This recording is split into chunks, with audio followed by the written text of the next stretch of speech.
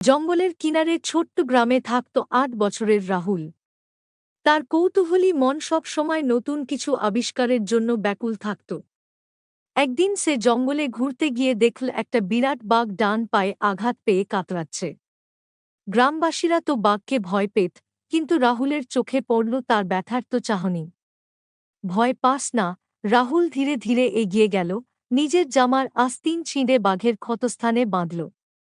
পরের কয়েক সপ্তাহ ধরে সে গোপনে ফলমূল আর জল নিয়ে আসত বাঘটার জন্য, যার নাম দিয়েছিল বাদল।